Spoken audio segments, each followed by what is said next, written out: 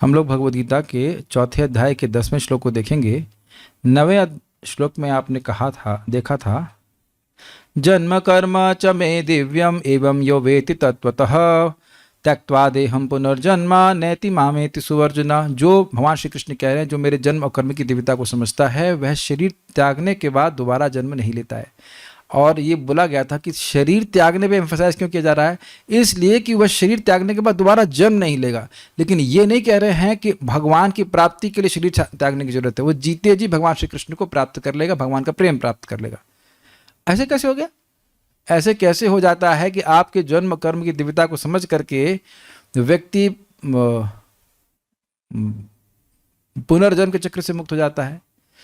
तो भगवान इस बात को समझाते हुए कह रहे हैं कि केवल ऐसा नहीं है कि अभी ऐसा मैं तुम्हें बता रहा हूं, बहुत से लोगों ने भगवान की भक्ति, मेरा भगवान श्री कृष्ण की भक्ति करके शुद्ध होकर के भगवान की प्राप्ति करी है। दो लिंक बताए गए हैं। कैसे हो जाता है? भगवान का श्रवण कीर्तन करके व्यक्ति कैसे भगवान की प्राप्ति कर लेता है, तो उसको सीधा स्वामी बताते हैं ऐसे प्राप्त करता है, इस श्लोक में बता रहे हैं। दूसरा लिंक बनाया गया है कि ऐसा ही नहीं है कि केवल अभी प्राप्त किया हो या वर्तमान में मेरे जन्म कर्म की दिव्यता को जानकर लोग पालन करें, प्राप्त करेंगे मुझको, अपितु पहले बहुत सारे लोगों ने किया है। अरे अगर आपको बस नहीं समझ में आ रहा तो देखिए, आप लोग कभी कुछ सामान खरीदते हो या पहले, बहुत पहले जब हुआ करता था, घर में आते थे सामान बेचने के लिए, तो वो झूठ बोलते थे आपसे। पड़ोसी भी नहीं लिया है, उसके आगे वाले ने लिया है, और आपको हमको मूर्ख बना के चला जाता था, है कि नहीं? और अगर आजकल के ज़माने की बात करें तो अमेज़न पे हम लोग देखते हैं कितने लोगों ने लिया है इसको, इनके रिव्यूज़ क्या हैं, और मान लो सभी को लाभ हुआ हो तो आप हाँ इसको ले लेना चाहिए।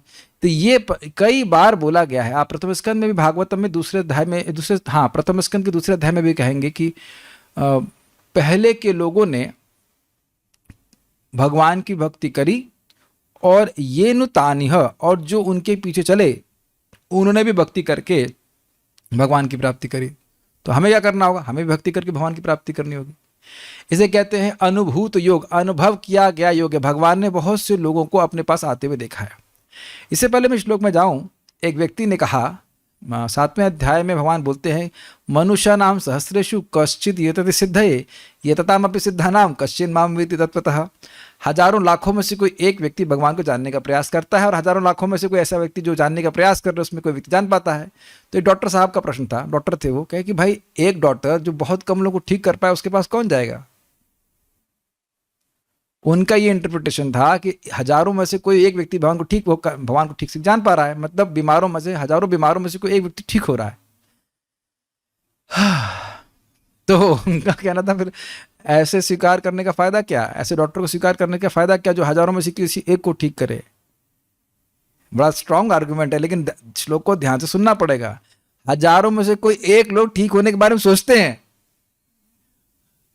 जो भक्ति करेगा वो तो ठीक हो जाएगा, लेकिन चक्कर ये है कि भक्ति करते नहीं है, वो ठीक से भक्तों की संगत में आ नहीं पाते। ये दिक्कत होती है। ऐसा नहीं कि भक्तों की संगत करने वालों में से कोई, हजारों में से कोई एक व्यक्ति है जो भगवान की प्राप्ति करेगा, ऐसा नहीं है। जो भी ठीक ठीक पालन करेगा, जो भी जन्म कर्म की दिव्यता को समझेगा, वो पहुंचेगा। इसलिए भगवान कह रहे हैं कि एक दो नहीं, बहुत से लोग इस ज्ञान की तपस्या के द्वारा मुझको प्राप्त किए हैं। बहुत अच्छा श्लोक है, बहुत उत्साहित हूं उसको बोलने के लिए। Please chant after me. वीतराग भय क्रोधा मन्मया मामुपाश्रिताः। वीतराग भय क्रोधा मन्मया मामुपाश्रिताः। बहवो ज्ञान तपसा पूता मद्भावमागताः। बहवो ज्ञान तपसा पूता मद्भावमागताः। वीतराग भय क्रोधा मन्मया मामुपाश्रिताः। वीतराग भय क्रोधा मन्मया मामुपाश्रिताः। बहवो ज्ञान तपसा पूता मद्भावमागताः। बहवो ज्ञान तपसा पूता मद्भावमागताः। वीतराग भय क्रोधा मन्मया मामुपाश्रिताः। वीतराग भय क्रोधा मन्मया मामुपाश्रिताः। बहवो ज्ञान तपसा पूता मद्भावमागताः। बहवो ज्ञान तपसा पूता मद्भावमागताः। वीतराग भय क्रोधा मन्मया मामुपाश्रिताः। वीतराग भय क्रोधा मन्मया मामुपाश्रिताः। बहवो ज्ञान तपसा पूता मद्भावमागताः। बहवो ज्ञान तपसा पूता मद्भावमागताः। बोलिए।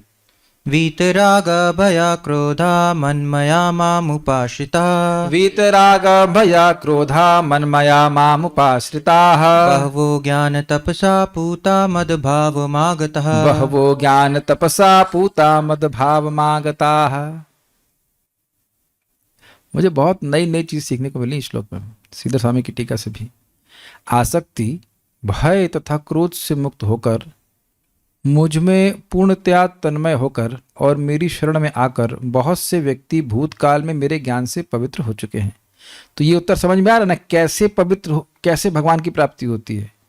आसक्ति, भय और क्रोध से मुक्त होकर भगवान के जन्म कर्म की दिव्यता को समझता है और इससे आसक्ति, भय और क्रोध से मुक्त हो जाता है और भगवान में तन्मय होता जाता है। देखिए, वाकई जो समझ रहा है कि भगवान के जन्म कर्म दिव्य हैं, तो भगवान के जन्म कर्म को ही अध्ययन में, पठन पाठन श्रवण कीर्तन में ही लगेगा। भौतिक वस्तु में क्यों लगेगा? इसलिए तन्मय हो रहा है। तत्मय, तत् मतलब भगवान, मय मतलब बिल्कुल ओत प्रोत हो गए भगवान, उसी में डूबा है। मैं ऐसा नहीं हूं, मैं खाली उसको इसलिए, और हमको अज्यूम नहीं करना चाहिए कि हम ऐसे हो गए हैं। लेकिन हाँ, मतलब ये स्टैंडर्ड बता जा रहा है गीता में कि तन्मय होकर के लगा हुआ है, उसमें अब्जॉर्ब है। और मेरी शरण में आकर बहुत से व्यक्ति भूतकाल में मेरे ज्ञान से पवित्र हो चुके हैं। इस प्रकार से उन सबों ने मेरे प्रति दिव्य प्रेम को प्राप्त किया है। तो अब देखिए, ये देख रहे हैं कि भगवत ज्ञान से का संबंध भगवत प्रेम से है। जितना व्यक्ति समझेगा कि जिससे मैं प्रेम करता हूं वो महान है, जितना उसके गुणों को समझेगा उतना ही उससे प्रेम करेगा।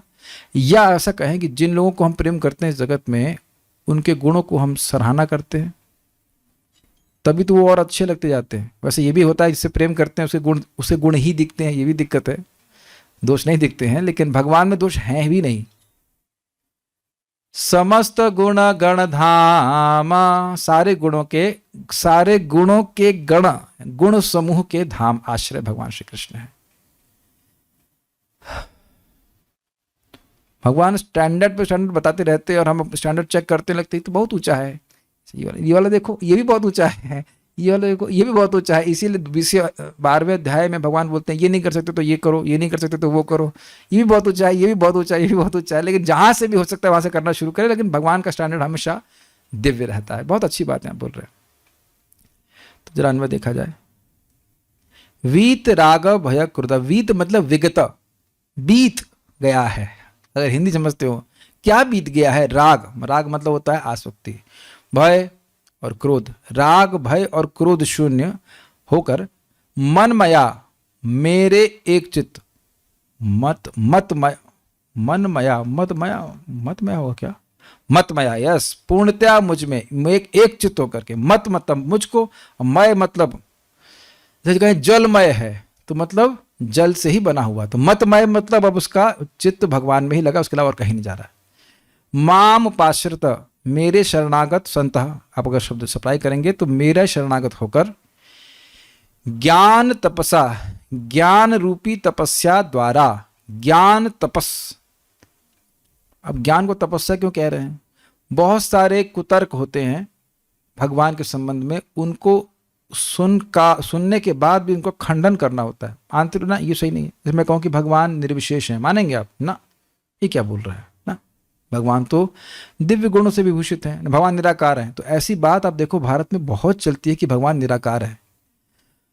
आप प्रचार करने जाएंगे या कहीं बोलेंगे तो प्राय यही बात बोलेंगे कि हाँ हाँ साकार कर रहे, ठीक है, लेकिन वो इसके अभी सही हो, गलत नहीं तुम लोग, शुरुआत में सही रहता है, साकार की पूजा आसान होती, कर लेना चाहिए। बाद में निराकार, जब तुम लोग एडवांस्ड होगे ना, तब एकदम एक चित्त निराकार, उसी से सब दुर्गा जी पूजा करूं, शिव जी की पूजा बराबर, हाँ कोई दिक्कत नहीं, माता जी को मानिए, पिताजी को मानिए, कोई दिक्कत नहीं, सब एक ही हैं, एक से ही आए हैं वो। इस प्रकार की बातें वो बोलते हैं। लेकिन ये तपस्या नहीं है कि किसी को भी मान लो। ये मान रहे हैं कि जगत में भी ज्ञान के द्वारा, ज्ञान की प्राप्ति के लिए लोगों को तपस्या करनी होती है, बहुत नॉट। लेकिन ज्ञान की तपस्या से पूता पवित्र नहीं होते पूता मतलब पवित्र हो जाते हैं। ये समझना हो कि भगवत गीता को समझना शायद तपस्या लगे शुरुआत में। मैं आपको सही बता रहा हूं कि कुछ लोग हो सकता तपस्या लगे शुरुआत में, क्या बोल रहे हैं, लैंग्वेज नेशन वेरी। मैं ऐसा नहीं कहूंगा कि मुझे कभी लगा इस तरह से, इस जीवन में ये तपस्या कभी नहीं लगी। आप लोगों को कैसा लगता है? कुछ मान लीजिए चीज समझ में नहीं आती है तो खिन्न हो जाता है मन या अच्छा लगता है? नहीं, नहीं होता है खिन्न। आप देखिए गीता भागवत की बात करें, जो नहीं समझ में आता है तो आप सोचते हो क्या बोला गया, आप उसे मनन करते हैं तो अरे हाँ आ गया, वो अंदर से कुछ होता है, देखा है अंदर से भगवान अंदर से आपको ज्ञान दे देते हैं और तब बड़ी खुशी होती है। जब नहीं समझ में आ रहा होता तब भी आपके जो ध्यान के विषय है वो कृष्ण है, क्योंकि गीता भगवान से भिन्न है। क्या कह रहे हैं यहाँ पे? ज्ञान तपस्या क्यों कह रहे हैं? तो ये दिखा रहा है कि ज्ञान एक्चुअली शुद्ध करने वाला है, ये नहीं कि बोरिंग लगता है गीता पढ़ना। अब आप देखना, आपने अगर श्लोक को पहले भी कभी पढ़ा होगा तो पता नहीं कितनी नई नई बातें आपको आएंगे सामने, इतना अद्भुत लग रहा है। ज्ञान तपस्या, तो भगवान के बारे में समझने के लिए, भगवान के गुणों को समझने के लिए व्यक्ति को शुद्ध होना पड़ेगा। ये बताइए कि बिना जप के गीता समझ में आएगी? नहीं आती है। व्यक्ति को मैसेज किया यूट्यूब पे, हमको पहले समझ में बिल्कुल नहीं आता था, लेकिन अब जब करने लगे तो अब प्रभु जी का प्रवचन हमको समझ में आता है। तो प्रभु जी तो वही बोल रहे हैं, कोई फारसी तो ना बोल रहा हूँ, अरबी बोल रहा हूँ क्या, रशिया बोल रहा हूँ, नहीं हिंदी ही बोल रहा हूँ। लेकिन जब करता है, भगवान का प्रसाद खाता है, गीता को बार बार सुनता है, तब उसकी बात समझ में आती। हाँ, अद्भुत बात यह है, आप लोगों ने अनुभव किया होगा कि शुरुआत में कठिनाई अनुभव की होंगी, लेकिन एक बार समझ में आना चालू हो जाए तो खटाखट समझ में आना शुरू हो जाता है। ज्यादा कठिनाई नहीं होती, बहुत नए कंसेप्ट नहीं आते हैं, उसी कंसेप्ट की गहराई में जाना होता है। तो ज्ञान तपस्या, ज्ञान रूपी तपस्या द्वारा, यानी कि पढ़ना होता है, शब्दों को समझना होता है, इसका अर्थ क्या होता है, भगवान के गुणों को समझना होता है। ये क्या हो रहा है? भगवान के सारे कर्म दिव्य कैसे हैं? याद है मैंने कुछ कंसेप्ट बताया था आपको, कर्म शुरू करना होता है, कर्म अंत होता है, तभी कर्म होता है। लेकिन भगवान के कर्म की शुरुआत कब से? भगवान कब से जन्म ले रहे हैं? अनादि काल से जन्म ले रहे हैं। कब तक ले रहेंगे? अनंत काल तक लेते रहेंगे। अभी क्या कर रहे हैं? जन्म ले रहे हैं। अच्छा, अभी पूतना को भी मार रहे हैं? हाँ, पूतना को भी मार रहे हैं।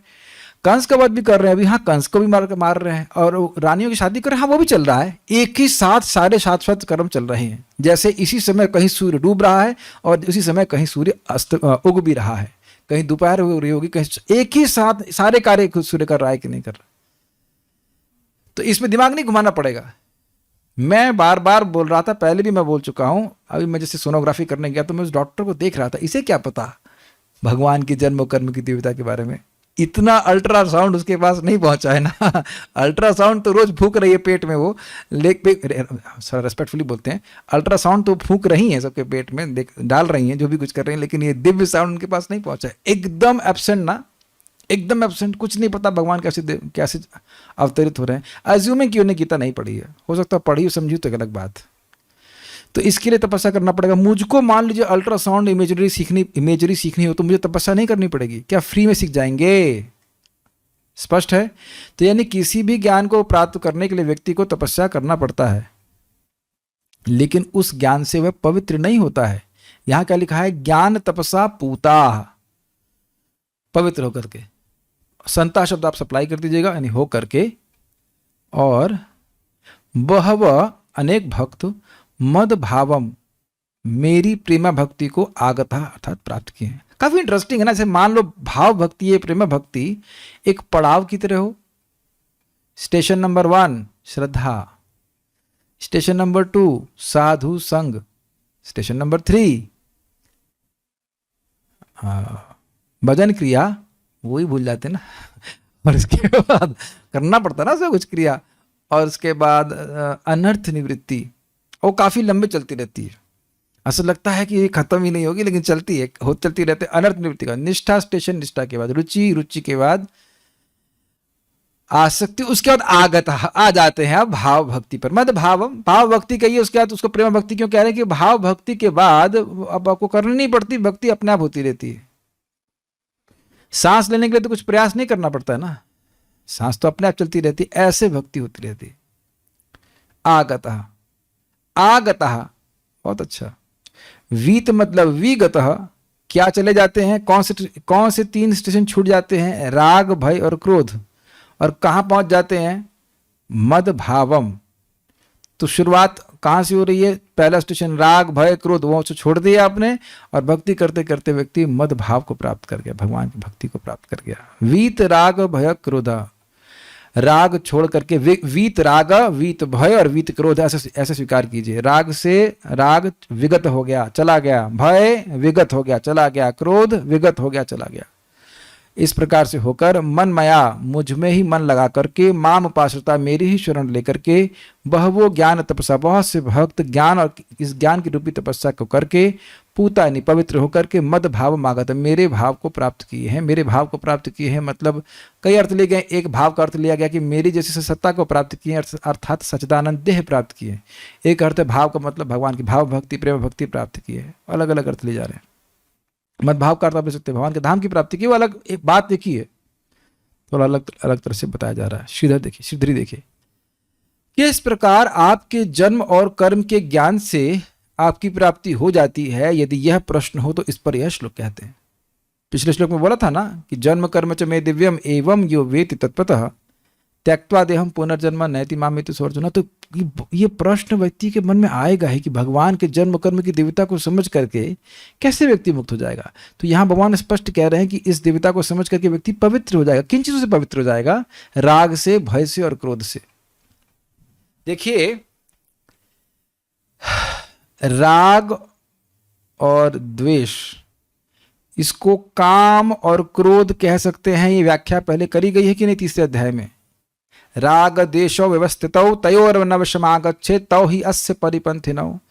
राग मतलब अत्यधिक आसक्ति, भोग की इच्छा, ये मुझे चाहिए अपने भोग के लिए, और अगर नहीं मिलता है तो क्या होता है? व्यक्ति को द्वेष होता है, या उसमें कोई प्रतिबंध लगा रहा है, कोई बाधा पड़ रही तो व्यक्ति को क्रोध आता है। ये होता है द्वेष। और ये दोनों इंद्रियों में व्यवस्थित हैं। इंद्रियस्य इंद्रियस्यार्थे राग द्वेषो व्यवस्थितौ तयोर्नवशमागच्छेत् तौ हि अस्य परिपन्थिनौ। जो व्यक्ति मोक्ष चाहता है उसके ये दस्यु हैं, रास्ते के दस्यु, डकैत हैं। क्या है डकैत? इंद्रियों में फिक्स्ड राग और द्वेष। ये अच्छा लगता है और ये अच्छा नहीं लगता, ठीक है। और भय कब होता है? भय व्यक्ति को होता है जब इंद्रिय विषय जो उसको प्राप्त है वो खो जाएंगे तो। ये दिख गया सारी बातें आपको। राग है विषय को प्राप्त करने का, नहीं मिलता है, बाधा आती तो क्रोध आता है, द्वेष होता है, और जो प्राप्त हैं उनको खो जाने का भय होता है। क्योंकि हम जानते हैं कि इस जगत में हर वस्तु अस्थायी है। मान लो किसी के बच्चे हैं तो वो बच्चे भी इंद्रिय तृप्ति के विषय हैं कि नहीं? इसीलिए तो लोग संतान उत्पन्न करते हैं। डर लगता है कि हमारे बच्चे का हित ना हो जाए। या मकान है, धन है इत्यादि, ये सभी तो व्यक्ति की इंद्रिय तृप्ति के लिए ही होते हैं ना, इंद्रिय को सुख देने वाले होते हैं, और इनके चले जाने का भय होता है। ये अर्थ है, बाकी और अर्थ भी ले जाएंगे। तो भगवान की भक्ति करने वाले के हृदय में इस प्रकार का भय, इस प्रकार का राग, इस प्रकार का द्वेष समाप्त हो जाता है क्रमशः। क्योंकि ऐसा नहीं सोच लीजिएगा कि आज करने बैठे तो कल समाप्त हो जाएगा, लेकिन पवित्र होता जाता है। जितनी मात्रा में पवित्र होता जाता है उतनी मात्रा में वह प्रगति करता है। इस श्लोक में आपने देख लिया कि पूता मद भाव मागता। पूता शब्द पहले है, पूता बाद में नहीं है। मद भावों के बाद पूता नहीं है, पहले शुद्धिकरण उसके बाद भाव की प्राप्ति। And we all have to go through that process of purification, all of us. अगर हम भाव भक्ति प्राप्त करना चाहते हैं तो शुद्धिकरण तो हमें करना ही पड़ेगा। बिना शुद्धिकरण हुए तो भाव भक्ति मिलेगी नहीं। जैसे आज मैं खिचड़ी बना रहा था, उस पर एक मेडिटेशन आ रहा था। अभी कच्चा है, डालो उसे, तपाओ उसको भी और पकाओ, अभी पका नहीं है। मैं सोचा था भगवान इतना क्यों ग्रिल करते हैं? आप लोग को नहीं करते भगवान, हमको तो बहुत ग्रिल करते हैं। शायद मैं खराब हूँ इसलिए। भगवान कहते हैं शिव कृष्ण आप चावल दिखा लो, बहुत सारे चावल पक रहे हैं, दिखाओ। अभी कच्चा है, असल अंदर से उसका कषाय पका नहीं है, डालो अंदर, डालो और उबालो, है कि नहीं? और तपस्या की जरूरत है, और पकने की जरूरत है, तब जाके भगवान के सामने प्लेट में जाएंगे। Will be offerable to Krishna. आप कहेंगे प्रभु जी हम छोड़ दे, कृष्णा मुंच छोड़ रहे, लेकिन नहीं ना। वो चावल असहाय होता है ना, पॉट में डाल देता तो पका कर ही भगवान अब उसको दम लेंगे। ये सोच लेना कुछ भी कर लो कृष्ण छोड़ने वाले नहीं है आपको। ये बहुत अच्छी बात है। अपराध करो, पाप करो, कुछ करो, कृष्ण छोड़ने वाले नहीं है। मैं अपराध करने के लिए कह नहीं रहा हूं, अनुमोदन नहीं कर रहा हूं, लेकिन ये कभी नहीं सोचना कि हमने तो अब ये कर दिया कि कृष्ण को छोड़ देंगे। अच्छा ना, छोड़ना कृष्ण को नहीं आता। He will purify. 1000 आपके पास, हमारे पास भागने के अगर 6 रास्ते हैं तो भगवान के पास 600 रास्ते हैं वापस उसको बंद करने के लिए, वापस लाने के लिए। Like that we should just continue with Krishna consciousness. ज्ञान तपस्या ये जो है करके पवित्र हो ही रहे हैं तो हो ही क्यों ना जाए। समझ आए मेरी भाषा? जब चावल थे वो बिल्कुल कच्चे, तो पानी में डाल करके उबाला गया, आधे कच्चे हो गए ना, तो पूरे पकेंगे कैसे? इसी तपस्या में पक पक करके पूरा पक जाएंगे। ठीक है कि नहीं? ज्ञान के मसाले से अपने बालों को पकाइए। परम पूज्य राधा गोविंद महाराज बता रहे थे कि कोई होगा अभक्त होगा, तो बुढ़ा होगा, बाल पक गए थे उसके, तो बहस कर रहा था। तो जो नया भक्त था, नया लड़का हुआ था उम्र का, तो उसको बोला था, अरे तुम हमको सिखा रहे हो, अरे बाल ऐसे ही नहीं पके हैं। तो वो बोले, हाँ भैया ज्ञान के मसाले में पकाए। अर्थात वो एकदम रंज हो गया, उसको कुछ ज्ञान नहीं था, लेकिन ऐसे बोला कि भाई वृद्ध होने से ना ज्ञान हो जाता है, ऐसा नहीं होता है। तो ज्ञान की तपस्या से अपने बाल पकाने हैं, ये अर्थ है। यही तो खैर विनोद वाला अर्थ है, कहने का अर्थ है कि पवित्र होगा। ये बहुत अच्छा अर्थ लग रहा है, ज्ञान तपसा पूता। जितनी बार हम गीता को पढ़ रहे हैं, आप लोग ऐसा अनुभव नहीं करते कि एक पवित्रता का अनुभव होता है? मैं तो हर बार अनुभव किया हूं कि क्लास देने के बाद ऐसा लगता है कि एक अद्भुत पवित्रता होती है, चाहे मन कैसा भी रहा हो, लेकिन क्लास इसको श्लोकों को पढ़ना बोलना, इससे बड़ी पवित्रता आती है। प्रभुपाद इसको समझाते हैं कि ये संस्कृत सामान्य नहीं है, ये दिव्य शब्द है। ये श्लोक बोलना, शब्दों के अर्थों को समझना, इसे बुद्धि लगाते हैं, और ये हाईएस्ट है। इसका प्रमाण 12वें अध्याय के उस श्लोक में देखिएगा, मय्येव मन आधस्व मयि बुद्धिम निवेशय निवेश मय्येव अथ ऊर्ध्वम न संशय। बहुत अच्छा श्लोक है। बुद्धि को भगवान में लगाना मतलब शास्त्र में बुद्धि को लगाना। बहुत अच्छी बात महाराज आप लोग सुने लेक्चर भी, उद्धव संदेश में भी, या कौन से लेक्चर में अभी रिसेंटली महाराज दे रहे थे कि भगवान की सबसे बड़ी कृपा है जब भगवान शास्त्र देते हैं हम लोग को। लास्ट के शायद लेक्चर महाराज बोले थे ना, इससे पहले वाले लेक्चर में जो भागवतम में दिया था, जो बहुत अच्छा लेक्चर महाराज दे रहे थे। तो ये हमको पवित्र करने वाला है। मैं माने भगवान श्री कृष्ण शुद्ध सत्व युक्त अवतारों द्वारा धर्म का परिपालन करता हूँ। इसका क्या अर्थ है? इसका अर्थ है कि भगवान के जितने भी विष्णु स्वरूप अवतार हैं वो सब शुद्ध सत्व में स्थित रहते हैं, और जो उनके शक्तावेश अवतार हैं वह भी शुद्ध सत्व में ही रहते हैं। भले ही वह विष्णु तत्व नहीं है, लेकिन भौतिक प्रकृति के संसर्ग में वह नहीं आते। दोनों बातें समझ पाए सब लोग? भगवान के दो अवतार कई प्रकार के हैं, दो प्रकार कैटेगरी होती है। एक है शक्त्यावेश अवतार और एक होता है स्वांश विस्तार। तो स्वांश विष्णु तत्व हैं, तो वो तो शुद्ध सत्व में भी रहते ही हैं, लेकिन जो शक्त्यावेश अवतार हैं वह भी भौतिक प्रकृति में नहीं रहते। वो जीवात्मा है, लेकिन उनको भगवान ने शक्ति प्रदान करी, वो जगत में आकर के कभी जगत की ये प्रकृति की प्रभाव से वो प्रभावित नहीं होते हैं। तो इसलिए कह रहे हैं कि भगवान श्री कृष्ण, मैं बोल रहे हैं, मैं शुद्ध सत्वयुक्त अवतारों द्वारा धर्म का परिपालन करता हूँ। इसका लिंक है वहां से, धर्म संस्थापनार्थाय संभवामि युगे युगे। धर्म का संस्थापना कैसे करते हैं? दिव्य पद पे स्थित होकर के। जो व्यक्ति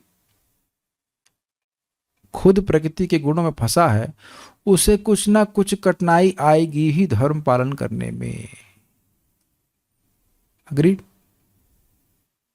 क्यों आप मेरी ऐसी बात पैसे मिलते स्वीकार करने के लिए?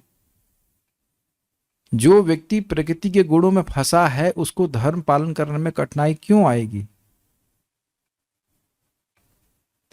धर्म पालन करने में कुछ नियम पालन करने होते हैं ना, यानी कि मन ना भी कर रहा हो नियम पालन करने का, फिर भी करने होते हैं। तो कभी ना कभी तो मन और इंद्रियां बिल्कुल हावी हो ही जाएगा ना। होता है ना कि जब डॉक्टर के पास जाते हैं, आलू नहीं खाना, हाँ बिल्कुल नहीं, आलू तो टच भी नहीं करूंगा, देखूंगा भी नहीं। और वो बैगन और भिंडी बिल्कुल नहीं, बैगन भिंडी ये क्या होता है ना। मुझे गुस्सा इस बात पे आता है कि जब भी बीमार पड़ता हूँ वही चीज़ें मना कर की जाती हैं जो अच्छी लगती हैं। बैगन का भरता बना हो गया, भिंडी सब्जी बना हो गया ना, क्या है ये, व्हाट इज दिस। अच्छा क्या खा, लौकी खा सकते हो? हाँ लौकी खा लेते। क्या है ये? तो 1 महीना 2 महीना 3 महीना, अरे कुछ नहीं होता है, एक बार खाने से क्या होता है। वो बैगन खा लेगा व्यक्ति। अग्रीड? समझ गए मैं क्या कहना चाहता हूं? तो अब जो व्यक्ति प्रकृति के परे है, उसे कोई दिक्कत है? उसे कोई दिक्कत नहीं है, उसे कोई दिक्कत नहीं, उसकी इंद्रियां डिस्टर्ब नहीं करती हैं उसको। बहुत अच्छा बात तो बता रहे थे कि आचार्य होना अब बहुत कठिन है। All the time 24 hours. इसीलिए कहा जाता है आचार्य डिसेंड, बिकॉज वो प्रकृति के परे हैं, तो वो तब धर्म का पालन कर पाते हैं। आप जानते हैं कि धर्म की संस्थापना वही कर सकता है जो खुद धर्म का पालन करे, है ना। यदि आचरति श्रेष्ठस्, तो कह रहे हैं कि मैं शुद्ध सत्वयुक्त अवतारों द्वारा धर्म का परिपालन करता हूं। बहुत अच्छी बात बोल रहे हैं। इस प्रकार मेरी परम दयालुता को जानकर ये परम दयालुता कैसे जान गई भगवान की? धर्म का संस्थापना करना ये भगवान की परम दयालुता कैसे है? एवं यो वेति तत्वतः, तत्वतः का अर्थ क्या था? भगवान पर अनुग्रहार्थ अवतरित होते हैं। भगवान जानते हैं कि अगर भगवान अवतरित ना हो तो कोई धर्म के पालन नहीं करने वाला। धर्म जानेगा नहीं, पालन की तो बात छोड़ दीजिए। हाँ होता होगा, करते होंगे, लेकिन पालन नहीं करेगा व्यक्ति। और आपको यह भी पता है यदेद आचरित श्रेष्ठस की बात बोली जाए तो भगवान से श्रेष्ठ कोई है नहीं। तो भगवान सभी के लिए आदर्श हैं। तो भगवान धर्म की संस्थापना करते हैं तो बाकी नीचे सारे लोग करने लग जाते हैं। तो ये भगवान का अनुग्रह है। और मान लो भगवान आए ही नहीं, तब फिर कहां से परंपरा शुरू होगी? भगवान ने ब्रह्मा जी को भी ज्ञान नहीं दिया था, तब किसी को नहीं होता तो कहते नहीं ज्ञान है, दूंगा नहीं, जाओ। आप जानते हो, भागवतम अगर पढ़ते हो तो ब्रह्मा जी को भी कुछ ज्ञान नहीं था। भगवान अंदर से बोले तपो तपो तप, 3 बार बोले, तप तप तप 3 बार बोले थे ना, कि 2 बार बोले थे? 3 बार बोले थे। और फिर ब्रह्मा जी ने तपस्या किया तो भगवान ने अनुग्रह करके वेद का सारा ज्ञान उनके हृदय में प्रकाशित किया। अनुग्रह नहीं करते, करते हैं। तो इस प्रकार से भगवान के दिव्य गुणों को जानकर जिनके राग, भय और क्रोध आदि विकार वीता अर्थात विगत हो गए हैं। सब मतलब क्या समझ में आ गया? राग किस में बताइए? भोग विषय में राग। तो राग कहाँ चला गया? भगवान में, भगवान में आसक्ति। भय क्या था? विषय भोग छूट जाने का भय। जब विषय में आसक्ति ही नहीं तो भोग भय क्या होगा बताइए? आप लोगों को कभी भय हुआ कि ताजमहल टूट जाएगा? ताजमहल में पॉल्यूशन की वजह से कालिक हो रही है, कोई दिक्कत? तो कोई भय उसके पत्थर काले पड़ जाएंगे? कुछ नहीं ना, क्योंकि अपना कोई संबंध नहीं है। ये भी तो संबंध है कि हमारा मकबरा वहां बनाया जाएगा। नथिंग ना, जब हमारा कोई संबंध ही नहीं है तो भयभीत होने की जरूरत क्या है? आप जब मान लीजिए, आप, ये बड़ा इंटरेस्टिंग है, मान लीजिए आप चल रहे हैं मेले में और आपके पास कुछ नहीं है तो भय होता है कि 10,000 रुपये चोरी हो जाएंगे। जिसके पास होता है और इसकी भावना होती है कि मेरे हैं, उसको डर लगता है। तो जितना, ये ध्यान दीजिएगा, जितना व्यक्ति को राग होगा उतनी मात्रा में भय होगा ही। अविद्या, अस्मिता, राग, द्वेष, अभिनिवेश। अभिनिवेश का मतलब है मृत्यु का भय, अब्जॉर्प्शन, कि मैं देह हूं। और व्यक्ति भयभीत हो जाएगा। कि क्यों भयभीत हो जाएगा? जैसे भोग मुझे अभी मिल रहे हैं वैसे तो आगे नहीं मिलेंगे, तो भोग छूट जाने का भय। बड़ा अच्छा ये अंडरस्टैंडिंग है, देख रहे हैं ना। और जैसे जैसे व्यक्ति भक्ति करता रहता है वो अपने आप ही विरक्त होता जाता है, तो उसको भय होता ही नहीं, बस जीवन चलाने के लिए चाहिए स्थान। कभी आप लोगों ने सोचा इस तरह से, कि सोचा ही होगा इस तरह से कि आज तक तो ठीक चल ही गया, तो आगे कैसे गड़बड़ हो जाएगा? ऐसा सोचते हैं आप कभी? अब मैं इसे व्यक्तिगत नहीं पूछूंगा कभी, लेकिन मतलब कुछ लोग जरूर भयभीत करते, भैया आज तक तो भैया चल गया है, आगे का सोचो, आज तक तो चल गया है, आगे का सोचो। अरे भाई जो कितना सोचने लगाते महाराज, कई बार सोचते हैं इतना चिंतन करने की जरूरत नहीं है, सॉरी चिंता करने की जरूरत नहीं है। अपना भगवान की भक्ति कीजिए, जो अपना आवश्यक है वो करिए, लेकिन इतना मरने की क्या जरूरत है? आज तक कैसे चला, ये सोचने वाली बात है। आज तक कैसे चला? क्या अपने हाथ पे हथेली पे चावल उगाए हैं? बताइए नहीं, भूख लग रही तो यही अन्नपूर्णा यही निवास करती है, यहीं से निकल जाए। ये नहीं सोचते कि आज तक हवा कैसे मिल रही थी, आगे कैसे मिलेगी। वहां तो बिल्कुल जिस चीज पे वाकई आश्रित है उस बारे में चिंता नहीं करते कि भैया सोचो हवा कैसे मिलेगी आगे। तो जो हवा दे रहा है तो बाकी सारी चीजें मार देगा, आपको छोड़ देगा। और अगर मारने के लिए भगवान व्यवस्थित हो ही जाए, जुट जाएंगे तो आप बचा लेंगे अपने आप को। We are not here for irresponsible life, लेकिन इतना ज्यादा क्या टेंशन लेने की जरूरत है? अभी मैं कल ही बोल रहा था ना कि मेरे पर गर्मी हो रही है। अभी हमारे नीचे वाले जो प्रभु जी, इसके एसी भी लगा हुआ है इनके सेक्शन में, खैर मैं जा रहा हूँ 1 महीने के लिए गर्मी में घूमने के लिए। मैंने कहा अच्छा ठीक है, तो नीचे वाला रूम मिल गया। देखो कल सोच रहे थे गर्मी लग रही है, भगवान ने आज व्यवस्था कर दी सोने के लिए, कोई दिक्कत नहीं। आज मैं बढ़िया से प्रेम से उन्हें खिचड़ी खिला दी, खुश हो गए वो। It is just so simple, is it not? मैं प्रैक्टिकली देख रहा हूं भगवान ऐसा ध्यान रख रहे हैं जैसे बिल्कुल बच्चा होता है ना, एकदम ऐसा ध्यान रखता है। भगवान का ध्यान रखिए, भगवान की बात बोलने का, प्रचार करने का बारे में सोचिए। ईमानदारी से अगर एक साल आप जम कर, एक साल तो बहुत ज्यादा होता है, अगर जम करके कृष्ण भावना का प्रचार करने के बारे में वैसे ही सोचे जैसे कि आज नौकरी आदि की टेंशन लेता है, फिर देखो कि क्या कुछ हो रहा है कि नहीं हो रहा है। मैं ये अपने, मेरा तो कोई अनुभव भी नहीं है, इस्कॉन फरीदाबाद कोई दूर नहीं है, पास में ही है, वहां दोनों माता जी और प्रभु जी ने एलजी ना कहा, हुंडाई के बड़े मैनेजर थे, वो जॉब छोड़ करके मंदिर खोल लिया है और फिर आराम से चल रहा है कि उनका जीवन। गृहस्थ बड़ा बहुत बड़ी बात है ना, हुंडाई के बड़े बड़े मैनेजर थे, लाख लाख रुपए सैलरी तक छोड़ करके। टेम्पल प्रेसिडेंट को 1 लाख रुपए सैलरी तो नहीं मिलती है ना, खुद ही मंदिर जब ओपन किए तो सैलरी कौन देगा? ये सोचने वाली बात है ना, खुद ही मंदिर ओपन किया, अमेजिंग। और 1200 भक्तों को लेके यहाँ पे आए थे, आपने तो देखा कि नहीं, आंखों से देखा, बड़ा तेजस्वी प्रवचन कर रहे थे, अद्भुत व्यक्ति थे, 1200 लोगों को। अरे इस जगत में भी जो हल्ला करता है कि किसी पॉलिटिशियन का तो व्यक्ति रक्षा करते हैं पॉलिटिशियंस की, तो हम खाली बात कर रहे थे कि भाई आगे क्या होगा, आगे क्या होगा, कुछ भी क्या कैसे चलेगा, क्या इतना तो दिख रहा है ना कि स्वर्ग मिलेगा पक्का। टेंशन नहीं ना एकदम।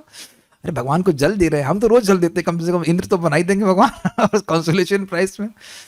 इतना तो अकल होना चाहिए भैया, कुछ नहीं कम से कम इंद्र बन जाओ, खाने पीने कोई दिक्कत नहीं, जल दे दीजिए। लेकिन हम ये मजाक के लिए बोल रहे हैं, ऐसा नहीं करना है।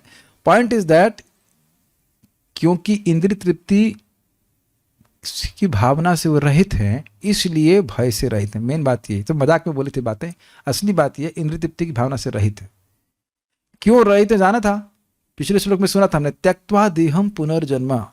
वहां पे हमने सुना था कि वह देह अभिमान को त्याग देते हैं। वाओ, त्यक्त्वा देहम पुनर्जन्मा, इसका एक और अर्थ भी समझ में आ रहा है, देह में रहते हुए ही देह को त्याग देते हैं। पढ़ा था ना आपने श्री स्वामी की टीका में, देह के अभिमान को त्याग करके दोबारा जन्म नहीं लेते हैं। इसे कहते हैं जीवन मुक्त।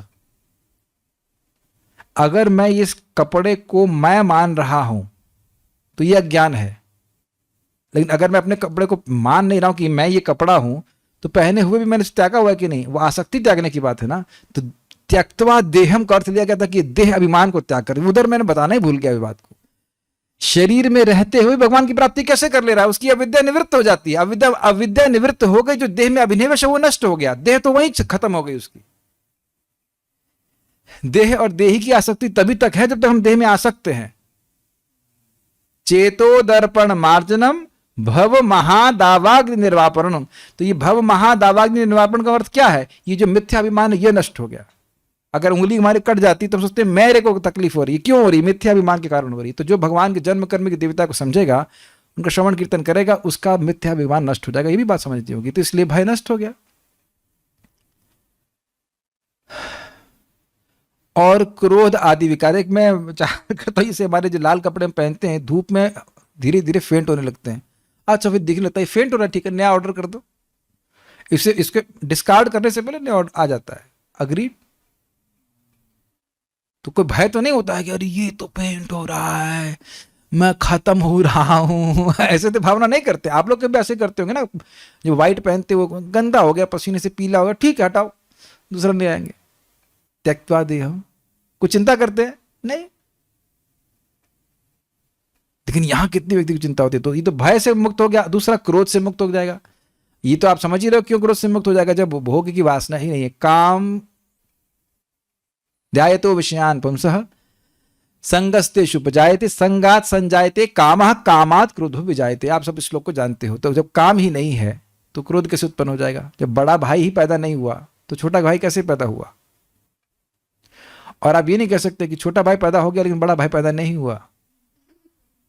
क्रोध है मतलब काम भी है, ठीक है।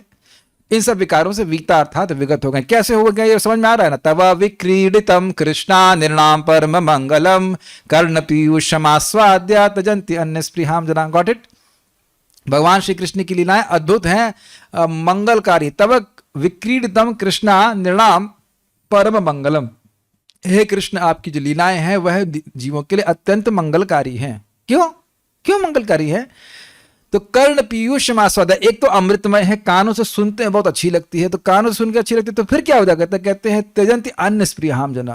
कर्ण पीयूषम आस्वाद्य त्यजंती अन्न स्प्रियाम जना। वह कानों से इस अमृत को पीते हैं तो सारी अन्य इच्छाओं को त्याग देते हैं, मुक्ति की अभिलाषा को भी त्याग देते हैं, लेकिन भगवान की कथा सुनने की अभिलाषा को नहीं त्यागते। ये बहुत अच्छी बात है। तो समझ में आया कि कैसे विगत हो जाते हैं, भगवान की कथा को बार बार समझते हैं, सुनते हैं, और इससे उनकी सारी इच्छा समाप्त हो जाती है। जब भोग की इच्छा ही समाप्त हो गई तो भय और क्रोध का आने का मतलब ही नहीं हो गया। अग्रीड? ठीक है। ऐसे बहुत से साधक, बहव मतलब बहुत से साधक विक्षेप का अभाव होने से मनमया अर्थात एकमात्र मुझ में ही चित्त वाले होकर और मामपाश्रितः अर्थात मेरा ही आश्रय ले मेरी कृपा से प्राप्त जो आत्मज्ञान है और उसके परिपाक का कारणभूत जो तप यानी सुधर्म है, उस ज्ञान तथा तप से पूता अर्थात पवित्र अर्थात शुद्ध होकर यानी अज्ञान और उसके कार्य रूप मल से सर्वथा रहित होकर मेरी सायुज्य मुक्ति को प्राप्त हो गए। ओह, तो बहुत कठिन हो गया, तोड़ तोड़ के समझाता हूं। विक्षेप अभाव, अब इसका क्या मतलब, बड़ी सारी समझाएगा। विक्षेप होता है डिस्ट्रैक्शन। अब भगवान का भजन करने बैठे, जब करने बैठे, अरे वो चॉकलेट खा लेते है कि नहीं, नींद आ रही है, अरे हमारा लड़का बहुत अच्छा है। देखा था कल क्लास में वो भाभी के बच्चे को टांग के लेके आ गई एक माता जी। तो तुम्हारा बच्चा है, तुमको लेके जाना, तुम्हारा बच्चा वो भी कहीं फेंक के आना चाहिए, है नहीं, ऐसे नहीं होना चाहिए। लेकिन तुम्हारा बच्चा नहीं है, भाभी के बच्चे को टांग के लेके आ गए। ऐसा लग रहा है कि सब पी लिए सब कथा। एक तो नाम नहीं दोबारा हम बोल रहे। तो पॉइंट इसके हजार तरह का विक्षेप, ऐसे ही व्यक्ति का मन विक्षेपित रहता है कि नहीं। मैं जो बोल रहा हूं उसका 5% 10% जाता होगा ना, कहीं उधर चला गया मन, कहीं उधर क्या, फिर उधर क्या, अब क्या बोले, अच्छा फिर उसके बाद जोर जोर से बोलते ध्यान दीजिए। हाँ, ध्यान देने के लिए बोल रहे, क्या ध्यान देना हो रहा है, मुझे पता है, श्रोता इस प्रकार से सुनते हैं, कोई दिक्कत नहीं, सुनते रहिए। विक्षेप होता है, समझ में आ रहा है आप लोग को। जब तो नहीं करते ना आप लोग, जब करते हैं आप लोग एकदम लगता हो, एकदम एकनिष्ठ मन लगता होगा आप लोग एकदम, कि नहीं, वहां आता ना विक्षेप। कभी कभी तो ये मालूम याद ही नहीं रहता है कि माला कर रहे हैं कि नहीं, ऊपर ऐसे टू डू लिस्ट, आज ये करना है, आज वो करना है, आज ये करना है, लेकिन आज जब करना याद नहीं रहता व्यक्ति को। कभी कहता है अरे बड़ा बोरिंग लग रहा है, कुछ पढ़ते हैं जब करते हुए, एक साथ दोनों काम होने चाहिए, भाई भागवत भी पढ़ ली जाए, क्या दिक्कत है। और जब भी किया जाए, सब लोग ऐसा ये सब ड्रामा तो कर ही चुके, कई सारे एक्सपेरिमेंट कर चुके होंगे ना। कुछ कुछ गीता भी पढ़ लेते हैं, ऐसे तो पढ़ने का मौका नहीं मिलता। यत्र गीता विचारश्चा पठनम पाठनम तथा, वहां राधा कृष्ण होते हैं, हरे कृष्ण तो है ही, राधा कृष्ण है, और साथ साथ गीता भी पढ़े जाए, क्या दिक्कत है। इस तरह की बातें करते हैं लोग। और जब गीता पढ़ेंगे तो कहीं और मन जाएगा, ये क्या है।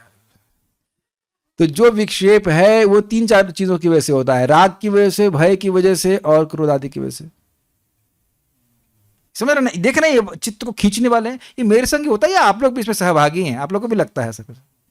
मतलब मैं लग रहा है मैं लिबरेटेड सोल को क्लास दे रहा हूँ, कुछ समझ में नहीं आ रहा है इसका क्या मतलब है। Is it not? जब भी इस तरह की फीलिंग है ना, सर ऊपर उठता जा रहा है, कहीं कहीं जा रहा है। और कभी आपने देखा होगा हम लोग की बड़े अच्छे प्लान आते हैं जब के समय में, ये करूंगा ये करूंगा, और इसके बाद अगर ऐसा कर दूंगा तो वैसा हो जाएगा, और वैसा करूंगा तो वैसा हो जाएगा, और जब जब पूरा जाता है वो प्लान ही भूल जाते हैं आपने क्या प्लान किया था, समझ गए। तो ये सब दिखा रहा है विक्षेप। तो इन सब चीजों से क्योंकि उनका हृदय पवित्र हो गया है तो विक्षेप नहीं है, मन लगातार भगवान में लगा, इसलिए कह रहे मनमया। समझ में आ गया, मन मया, भगवान की ही बात सुनना है, भगवान की बात बोलना है। हम तो देखिए खाली उन भक्तों का गुणगान कर रहे हैं जो ऐसे हैं। हम एटलीस्ट मैं अपनी बात कर रहा हूँ, परम पूज्य राधा गोविंद महाराज का स्मरण हमको होता है इस प्रकार से। श्रील प्रभुपाद जी तो हैं, लेकिन हम परम पूज्य राधानाथ महाराज की 6-6 7-7 घंटे व्यक्ति कैसे बोल सकता है भगवान के बारे में अगर उसका उसमें टेस्ट नहीं हो। मतलब जिन भक्तों को मैं जान रहा हूँ ऐसे बहुत सारे भक्त होंगे। अब देखिए ना, जयदेव गोस्वामी जी के हाथ पांव काट के कुएं में फेंक दिया, तब भी कोई विक्षेप नहीं, कोई क्रोध नहीं, कोई राग नहीं, कोई भय नहीं। ऐसे ही कुएं में हाथ पांव सहित फेंक दिया जाए तो आदमी कितना डरेगा। कोई वहां पे बैठ के गीत गोविंद गाएगा बताइए, कोई गीत गोविंद गाएगा, सारे गीत वो बचाओ बचाओ यही गीत बोलेगा ना। मैं आज तक इसको एकदम अद्भुत मिस्ट्री है, ये कैसे हो सकता है, न खाने को दिया जा रहा है, न कुछ दिया जा रहा है, पड़ा हुआ है, और कोई यह भी नहीं गारंटी कि कोई निकालेगा उनको। कौन निकालेगा? किसी को पुकार भी नहीं रहे, वो एकदम अचिंत्य है ना। अद्भुत बात है। खैर ये तो बहुत ही अद्भुत बात है। तो विक्षेप का अभाव होने से सबको समझ में आएगा विक्षेप ने अभाव क्यों होता है, क्योंकि विक्षेप करने वाले जो भी तत्व हैं वो सब हृदय से साफ हो चुके हैं। मनमया अर्थात एकमात्र मुझ में ही चित्त वाले, उनका चित्त भगवान में ही लगता है। और माम उपाश्रित है, मतलब भगवान का आश्रय लेते हैं, भगवान को प्रसन्न करने में लगे रहते हैं, भगवान की भक्ति करते हैं। तो ऐसी भगवान का आश्रय लेने वाले हो जाते हैं तो भगवान की कृपा उनको प्राप्त होती है। तो भगवान की कृपा से आत्मज्ञान प्राप्त होता है। मनमया माम उपाश्रितः बहवो ज्ञान तपसा, भगवान के मनमया हो गए, भगवान में मन लगाया, इसलिए तो भगवान कहते हैं मन मना भव मत भक्तो।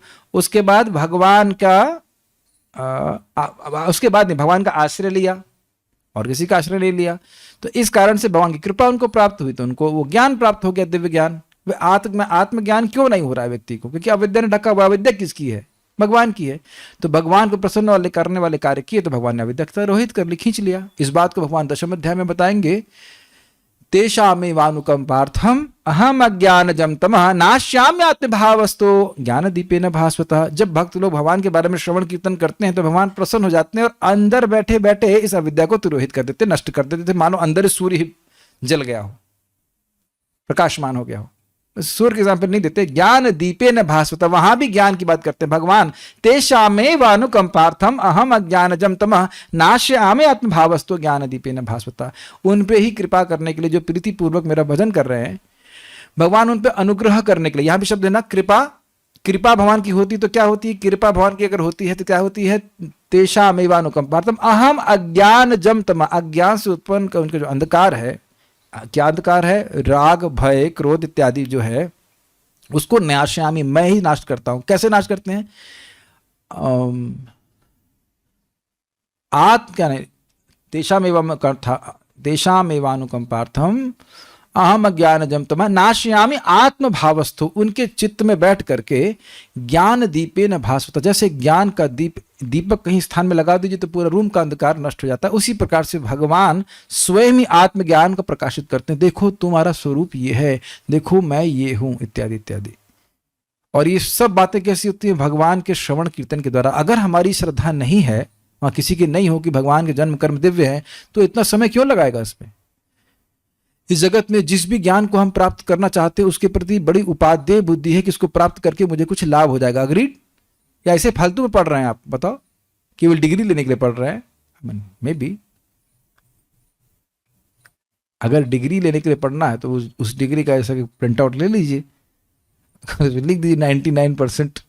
शादी में कोई चेक करेगा जाकर कितने नंबर आए थे इसके बाद? ये तो कोई चेक नहीं करता ना।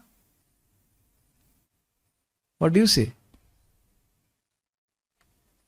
कोई भी व्यक्ति कुछ पढ़ रहा है तो उसको कुछ है ना, उपादेय बुद्धि बहुत बहुत महत्वपूर्ण है, काफी इंपॉर्टेंट है। हम ना पढ़ रहा है, बताइए क्यों पढ़ेगा नहीं? तो बताइए। तो ये भगवान का जो श्रवण कीर्तन है, ये सामान्य बात नहीं है। ये इट इन्वोक्स कृष्णस मर्सी। ये इंग्लिश में कहूंगा, अगर हिंदी में क्या कहेंगे इसको? इस प्रकार का श्रवण कीर्तन भगवान की कृपा को आकर्षित करता है और हमारे हृदय में आत्मज्ञान प्रकाशित करता है। जादू ही है ये। पता नहीं आप लोग सब कनेक्ट कर रहे हैं कि नहीं? बहुत सारी बातें कनेक्ट हो रही हैं।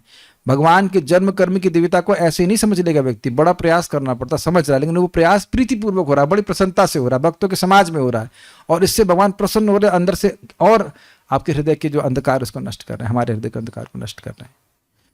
और उसके परिपाक का कारणभूत, परिपाक मतलब परिपक्व, ये ज्ञान परिपक्व हो जाए, उसका कारण क्या है? उसका कारण है तप। और वो तप क्या है? स्वधर्म का आचरण।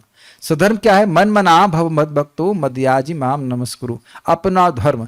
ध्यान देना कि केवल वर्णाश्रम करने से, केवल वर्णाश्रम का पालन करने से आत्मज्ञान नहीं प्रकाशित होता। तो जीव का धर्म है भगवान श्री कृष्ण की सेवा करना।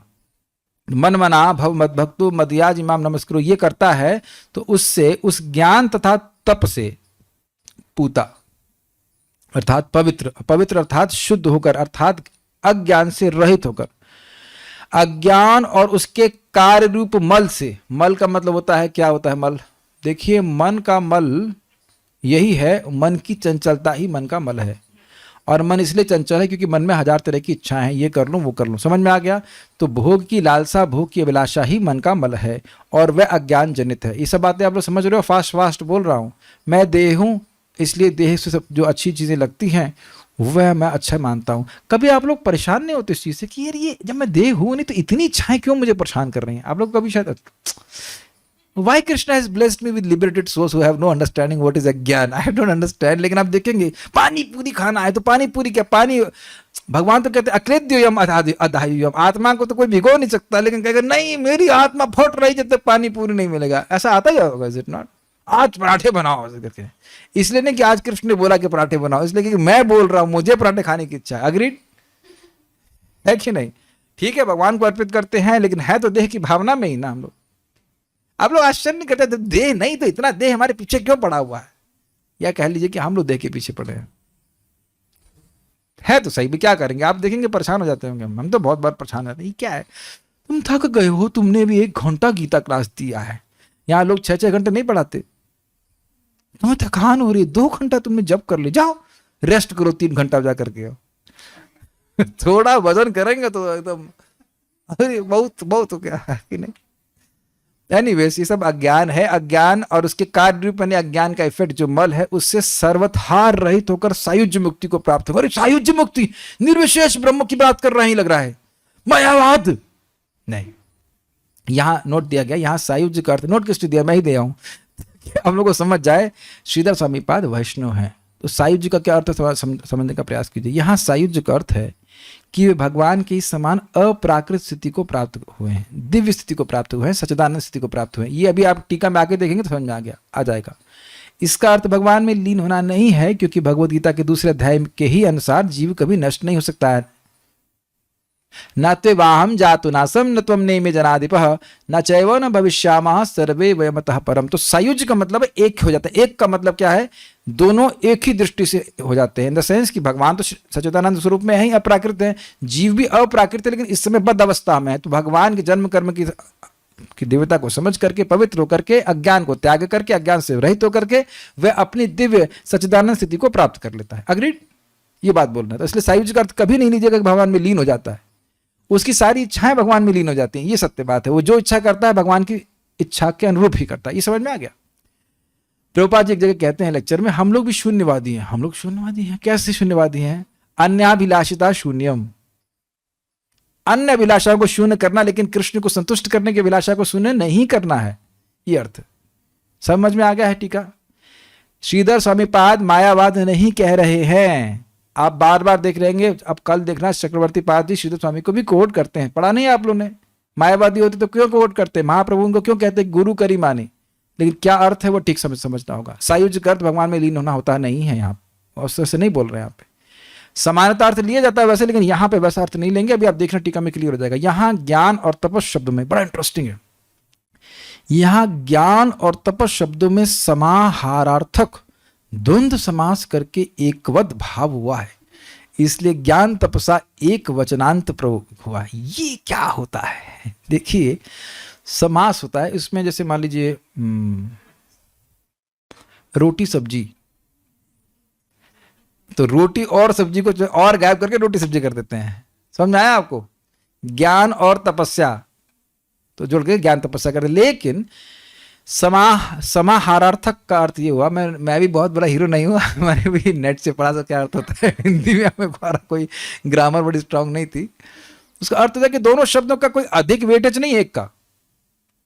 समाहार मतलब है कि एक, आप ये नहीं कह सकते ज्ञान तपस्या से अधिक महत्वपूर्ण है। ज्ञान और तपस्या एक ही वेटेज वाले हैं, जैसे रात और दिन।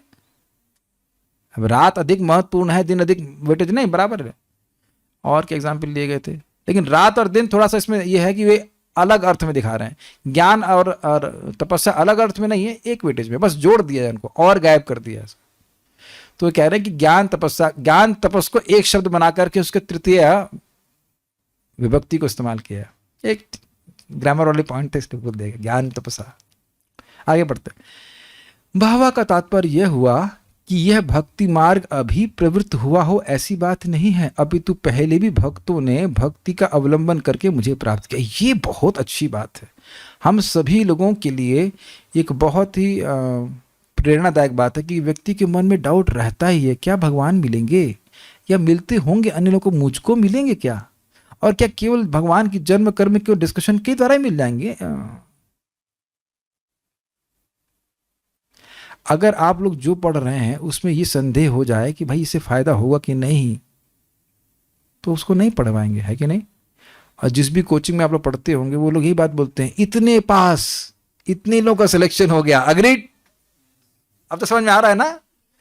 यही बोलते हैं, इतने लोगों का सिलेक्शन होगा। फोटो दिखा, दिक्कत है कि वो फोटो भी दिखा सकते हैं, है ना? फोटो भी दिखा सकते हैं, ये देखो इतने लोग पास हुए, इतने लोगों का सिलेक्शन हुआ, ये हुआ, इत्यादि इत्यादि। हमेशा नहीं दिखाते लेकिन दिखा सकते हैं वो। अब भगवान फोटो कैसे दिखाए, क्योंकि वैकुंठ की शक्ल तो अलग दिखेगी ना यहाँ की शक्ल तो अलग होगी। नारद जी की शक्ल पता है ना आपको, पिछले जन्म में दासी पुत्र के रूप में। और यदि आपको नारद जी दिख जाएं, दिख भी सकते हैं अगर आप शुद्ध हो जाए, तो अब आप पिछले दासी पुत्र के शरीर को तो आप नहीं समझ पाएंगे, या अजामिल का, अजामिल तो चतुर्भुज रूप में होंगे। तो फोटो कौन सी दिखाएंगे भगवान, बताओ, कि ये लोग मेरे पास आए। इसलिए भगवान की बात को यथावत स्वीकार करना होगा। जो भगवान की बात को यथावत स्वीकार कर लेगा वो क्या करेगा, भगवान की जन्म और कर्म की दिव्यता को समझने का प्रयास करेगा और भगवान के पास पहुंच जाएगा। और ध्यान दीजिएगा, जैसे ही किसी ने श्रद्धा से स्वीकार किया कि भगवान झूठ नहीं बोलते हैं, भगवान सच ही बोलते हैं, हमारे भले के लिए ही बोल रहे हैं, तो वह निश्चित पार होगा, क्योंकि उसने भगवान की बात पर विश्वास किया है। Is it okay? तो इसलिए भगवान ऐसा बोल रहे हैं, प्रोडक्ट बेच रहे हैं बढ़िया से, कि बहुत लोग मुझे प्राप्ति की हैं, क्योंकि भगवान की प्राप्ति करना बहुत अद्भुत बात है।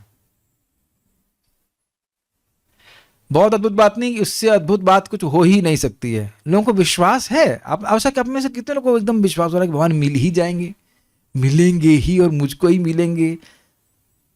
मैं समझता हूँ ये जरूर होगा, मिलेंगे, लेकिन इस जन्म में तो कोई स्कोप नहीं लग रहा है। मिल सकते हैं, लग रहा है कि मिल सकते हैं।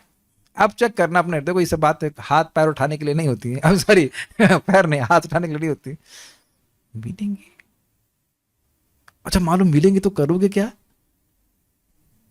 वही करेंगे जो अभी यहाँ कर रहे हैं, हरे कृष्णा कृष्णा कृष्णा हरे हरे, हरे राम राम राम हरे हरे। अभी नाम के रूप में मिल रहे हैं, आगे फिर और चीज़ों में मिलेंगे। तो बहुत अच्छी बात है, बहुत सारे लोग पार हुए हैं, आप पार करेंगे। दामोदर बेड़ा पार, दामोदर जरूर बेड़ा पार करेंगे, दामोदर बेड़ा पार, दामोदर भगवान बेड़ा पार करने वाले हैं। यहां यह समझना चाहिए कि तान्य हम वेद सर्वाणी, यहां से लेकर इस श्लोक तक विद्या और अविद्या की उपाधि के संबंध से तत् और त्वम पद के अर्थ स्वरूप ईश्वर और जीव का स्वरूप दिखाकर, ईश्वर में अविद्या का भाव होने के कारण नित्य शुद्ध होने से और जीव का ईश्वर की कृपा से प्राप्त ज्ञान के द्वारा अज्ञान निवृत्त हो जाने से शुद्ध हुए जीव की उस ईश्वर के साथ चेतन अंश को लेकर एकता बताएगी। ये तो बहुत इजी है, आप तो सब समझ गए मुझे पता था, इसलिए ऐसी बातें बोलता हूं ताकि एकदम भेजा स्पिन कर जाए। ये क्या बोल रहा है, बहुनी में व्यतीतानि जन्मानि तद्वचार्जुन तान्य हम वेद सर्वाणि न त्वं वेद परंतप। तत् त्वम असि, तत् है भगवान श्री कृष्ण, त्वम है जीव। तत् त्वम असि का अर्थ है कि जैसे भगवान सच्चिदानंद हैं, तत् हैं तुम, वैसे तुम भी वही हो, भगवान नहीं हो। तत् जैसे भगवान हैं सच्चिदानंद दिव्य स्थिति पे, तुम भी उस सच्चिदानंद स्थिति को प्राप्त कर सकते हो, स्वरूपतः तुम भी वैसे हो। तो कह रहे हैं कि तत् कौन इंगित हुआ, भगवान अपने को तत् शब्द से अलग कर रहे हैं। मेरे बहुत सारे जन्म हो चुके हैं, मुझे वो सब याद हैं, समझ में आ गया। तान्य हम वेद सर्वाणी, ये भगवान की तत्ता है, मतलब तत्व कह सकते हैं। तत्व मतलब भगवत्व है, तत् मतलब भगवान। तो वो भगवान कैसे हैं, सारे जन्मों को जानने वाले हैं, ठीक। और तुम कैसे हैं, जीव जो अविद्या से ग्रसित है वो कैसा है, त्वान्य हम वेद सर्वाणि न त्वं वेतत् परंतप। तो न त्वं वेतत् परंतप, न त्वं वेतत् परंतप। मान लो मैं भगवान हूं नहीं, मान लो मैं बोल रहा हूं मैं कृष्ण हूं, मान लीजिए मैं कृष्ण हूं और आप अर्जुन है, कोई भी अर्जुन बन जाए, तो मैं क्या बोल रहा हूं, त्वम न त्वम वेतत्। तो मैं त्वम को बता रहा हूं ना कि तुम अविद्या से ग्रसित जीव हो, मैं कृष्ण हूं, मैं सब जान रहा हूं, मैं ड्रामा कर रहा हूं, मैं कृष्ण नहीं हूं, मायावादी नहीं, मैं खाली बोल रहा हूं। तत् और त्वम का अर्थ समझने का प्रयास कीजिए। तत् मतलब भगवान और त्वम मतलब जीव। तत्त्वम असी का अर्थ है कि भगवान के समान जीव भी सच्चिदानंदमय है। तो भगवान तत् और त्वम में भेद दिखा रहे हैं, कुछ समझ में आ रहा है बात। तो भगवान इस श्लोक से दिखाए ना कि बहुनी में व्यतीतानि जन्मानि तव चार्जुना तानि अहम वेद सर्वाणि न त्वं वेतत् परंतप। तो अहम और त्वम नहीं बोल रहे, तो जीवात्मा में और अपने भेद नहीं दिखा रहे हैं, तो दिखा रहे हैं कि भगवान जो तत्पदार्थ है अर्थात भगवान श्री कृष्ण है, ईश्वर है, वह कभी अविद्या से ग्रसित नहीं होते, वो कभी अपना देह परिवर्तन नहीं करते। याद आ रहा सब बात नहीं?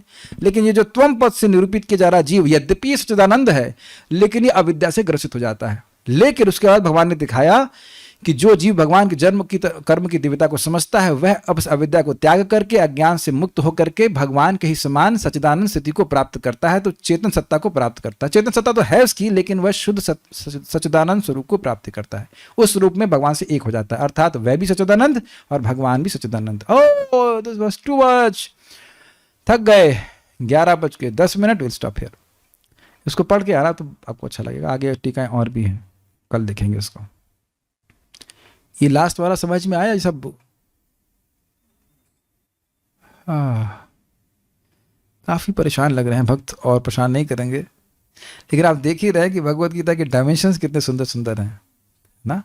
कठिन नहीं है कोई बात। भगवान, ये हमने इंक्लूड नहीं किया था कि श्री तो स्वामी इस बात को बोलते हैं कि इस अध्याय में भगवान तत्वम असी की बात को समझाएंगे, जीवात्मा और भगवान में क्या भेद है, और एकत्व भी बताएंगे। एकत्व मतलब गुणात्मक दृष्टि से क्या एकत्व है।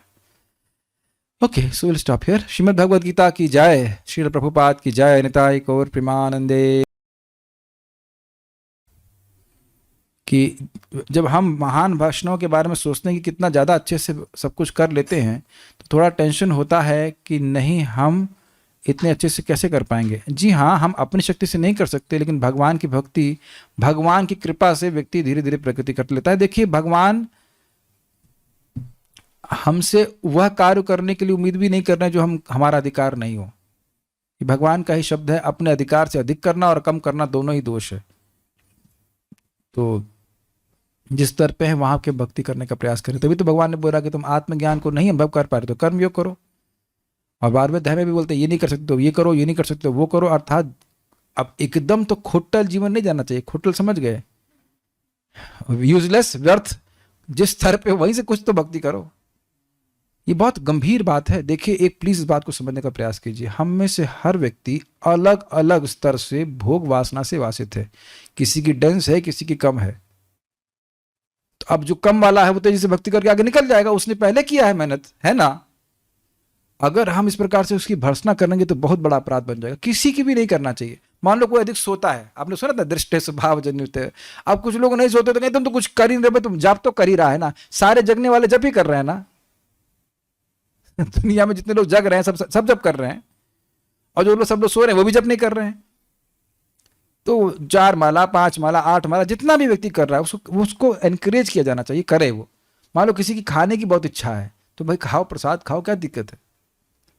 नहीं, 2 ही रोटी खाना है, जबरदस्ती करने से नहीं काम चलता। किसी का आपके संग जो आपकी इच्छा है ना, अगर दबाने का प्रयास करें तो आप खुद भी नहीं, अपन खा के रहेंगे, हम भाकरे खा के रहेंगे, भाकरा खाना हमारा जन्मसिद्ध अधिकार है, हम उसे लेके ही रहेंगे। Is it not? कैसे हो सकता है? कहां लिखा है शास्त्र में कि भाकरे नहीं खा सकते? Something like that. I am just saying everyone has different attachments. वहां से धीरे धीरे प्रगति करें। युक्त होने के लिए भगवान बोल रहे हैं, युक्त हार विहार से धीरे धीरे करके आगे बढ़े। ये मैं अपने मन से नहीं बोल रहा हूं, ये बोला गया। जैसे जैसे भक्ति बढ़ती जाएगी अपने आप जगत से विरक्ति होती चली जाएगी, और अलग से विरक्ति का अनुशीलन करने की जरूरत नहीं है। Okay, so will now surely stop and have पारायण।